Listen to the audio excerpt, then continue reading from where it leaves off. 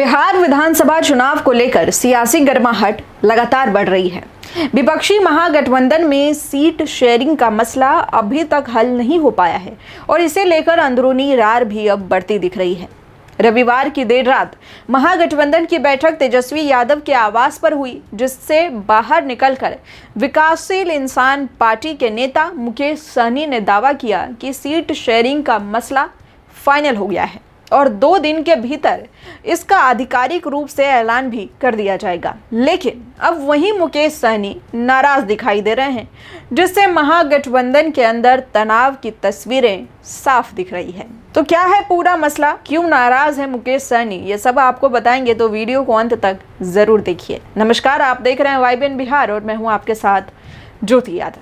तो महागठबंधन में seat sharing एक बड़ा गणित बन गया है। जी हाँ, महागठबंधन में फिलहाल प्रमुख घटक दल हैं आरजेडी, कांग्रेस, 3 लेफ्ट पार्टियां और मुकेश सहनी की वीआईपी पार्टी। इसके अलावा पशुपति पारस की राष्ट्रीय लोक जनशक्ति पार्टी, RLJP और हेमंत सोरेन की झारखंड मुक्ति मोर्चा की भी एंट्री अब तय मानी जा रही है।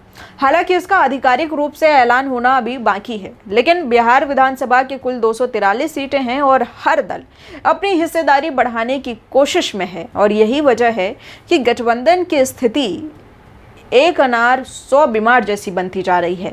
वीआईपी 40 सीटों की मांग पर अड़ी हुई है और साथ ही मुकेश सहनी का दावा है कि उन्हें डिप्टी सीएम का पद भी चाहिए।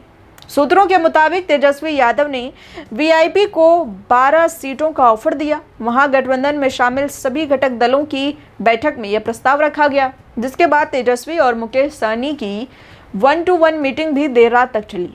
लेफ्ट पार्टियां और कांग्रेस का असंतोष जारी है। सीपीआई इस सीट शेयरिंग फॉर्मूले पर नाखुश है। बताया जा रहा है कि तेजस्वी यादव ने सीपीआई एमएल को 19 सीटें देने का प्रस्ताव रखा था, लेकिन सीपीआई एमएल ने असहमति जताई है और अपनी मांगों की फाइनल सूची गठबंधन को सौंप दी है। अब यह भी कहा जा रहा है कि 7 अक्टूबर को सीपीआई आरजेडी को अपनी 30 उम्मीदवारों की फाइनल लिस्ट सौंप दी है। लेकिन सीपीआई के नेताओं का कहना है कि अगर सम्मानजनक सीटें नहीं मिली तो सभी विकल्प खुले हैं। संभावित सीट शेयरिंग फॉर्मूला महागठबंधन के संभावित फॉर्मूले के अनुसार अगर देखें तो आरजेडी 145 सीटें, कांग्रेस 56 से 58 सीटें और वीआईपी 18 से 20 सीटें, लेफ्ट पार्टियां 22 सीटें। हालांकि लेफ्ट पार्टियों और वीआईपी की नाराजगी के कारण ये फॉर्मूला फिलहाल अंतिम रूप नहीं ले पा रहा है। चुनाव का रणनीति परिदृश्य बताते हैं आपको कि बिहार विधानसभा की कुल 243 सीटों पर 2 चरणों में मतदान होना है। हर घटक दल अपनी राजनीतिक ताकत को ध्यान में रखते हुए अधिक से अधिक सीटों पर उम्मीदवार उतारना चाहता है। महागठबंधन के लिए चुनौती यह है कि सभी घटक दलों को कैसे संतुष्ट किया जाए, वरना महागठबंधन जो है अंदर से कमजोर पड़ जाएगा।